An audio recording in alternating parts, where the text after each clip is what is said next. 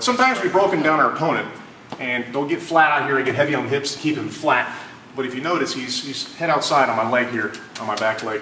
What I'm going to do, and this is a move I do a lot with my wrestling coach, Floyd Winter, we call it bad news. So what I'm doing is, with this leg here, I'm going to get down heavy on him, push his head away, kick this leg back, and figure four. If I hip in to here, I can set him up for an arm bar.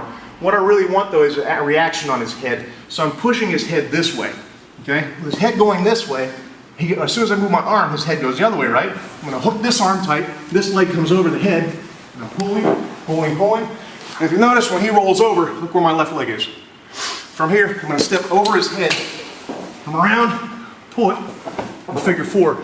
Now a lot of guys get to the triangle on this and they're not able to finish it. If you take your right knee and scoot it up and squeeze, you usually be able to finish it there. Add your top wrist lock here, finish that, or come across here for your razor arm lock. Let's do it again.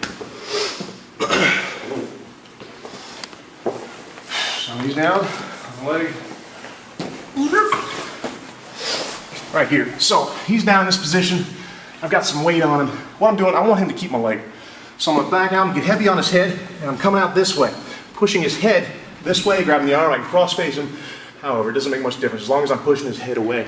When I figure four my legs, I'm not switching anything. I'm just taking this hip back like that and hipping in. You see I'm kind of on verge. I don't really care about the arm bar right now. If I do, all I do is hip in to finish it. But I want his head. I want his head to push back into me. So I'm pushing this way.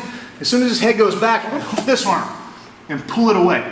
So I'm pulling this arm. I'm going to hip up and take my knee over his head, hip up hard. Forces him to roll over. Now look where my arm is. My legs are. Here. I can across his face. And that arm's already in position for me to come right in for my triangle.